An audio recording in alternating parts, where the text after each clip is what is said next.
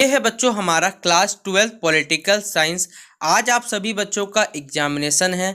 आज मैं आप सभी बच्चों को टॉप एमसीक्यू करवाऊंगा जो आपके एग्जाम में पेपर में आने वाले। तो आप इन सभी सवालों को अच्छे से याद कर लीजिए। जितना भी आपको एमसीक्यू बताया वो सारे के सारे पढ़ लीजिएगा।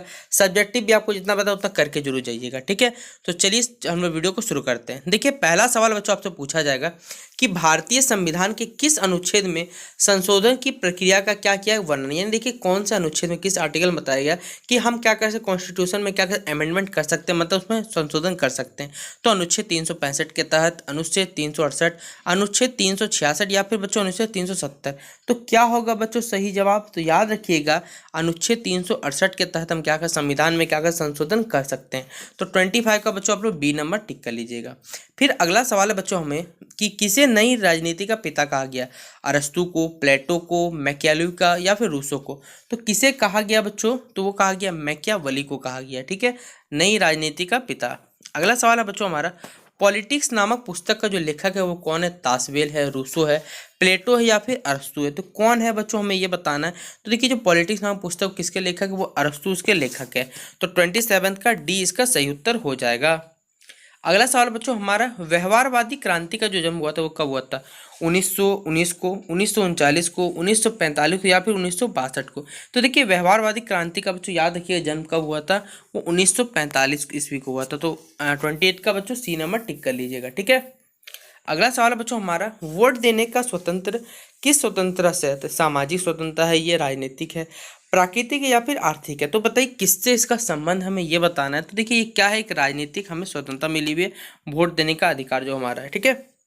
अगला सवाल हमारा, ऐसे समाज की कल्पना किसने नहीं की है जिसमें ना वर्ग हो ना समाज। ठीक है, नहीं की हमें बताना। मार्क्सवादी ने, साम्यवादी ने, अराजकतावादी ने या फिर फांसीवादी ने। तो किसने नहीं किया हमें बताना है।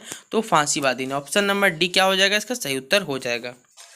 अगला सवाल है बच्चों हमारा, किसने फ्रीडम फ्रॉम फियर, ठीक है, भय से मुक्त जो नामक पुस्तक है बच्चों किसने लिखी, हमें ये बताना। महात्मा गांधी ने, आंग सुन सू ने, नेल्सन मंडेला या फिर मुसोलिनी ने। तो किसने बच्चों पुस्तक लिखी है, याद रखिएगा आंग सानू, ठीक है, सू। ऑप्शन नंबर क्या हो जाएगा, बी इसका सही उत्तर हो जाएगा। अगला सवाल है बच्चों हमारा कि किसने विचार दिया है ये कि प्राकृतिक असमानता को दूर नहीं किया सकते। देखिए, प्रकृति के जो रूप से असमानता मिली हमें, उसको हम लोग दूर नहीं कर सकते, ये हमें बताना है। तो ये किसका कथन है, रूसो का है, हॉब्स का है, जे.एस. मिल का या फिर एच.जे. लॉम्की का। तो बच्चों ये जो स्टेटमेंट है किसके द्वारा दिया हुआ है, याद रखिएगा ये रूसो के द्वारा दिया हुआ है कि प्राकृतिक असमानता क्या दूर नहीं किया जा सकता, सीधा बात है, ठीक है। अगला सवाल है हमारा 33 नंबर कि किनका कथन है कि व्यक्ति चाहे कितना हो जाए कानून उसके ऊपर है। यानी सीधा बात है बच्चों, आप लोग डायरेक्ट डायलॉग सुनेंगे कि कानून कहाँ से क्या होता है, सबसे लंबे होते हैं। वही बात है कि यहाँ पर बताया जा रहा है किसने कथन कहा है कि व्यक्ति चाहे कितना ऊंचा, लेकिन कानून क्या है सबसे ऊपर में, ठीक, कानून उसके ऊपर रहेगा। तो क्या इस ये जो वर्ड है बच्चों किसने कहा था।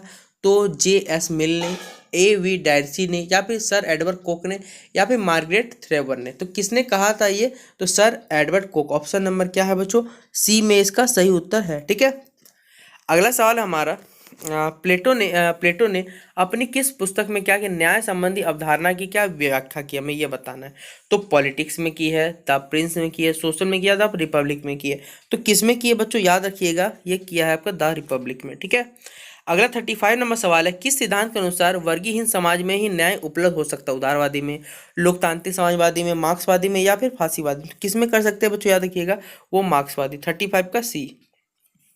अगला सवाल है बच्चों हमारा, अधिकारों की सुरक्षा के लिए कौन सा तत्व सर्वाधिक महत्वपूर्ण होता है। याद रखिएगा अधिकारियों की सुरक्षा के लिए, सीधा बात बताया गया, ठीक है। अधिकारियों के लिए क्या हो जाएगा बच्चों, वो है स्वतंत्र न्यायपालिका, ठीक है। ऑप्शन नंबर डी इसका सही जवाब हो जाएगा, ठीक है।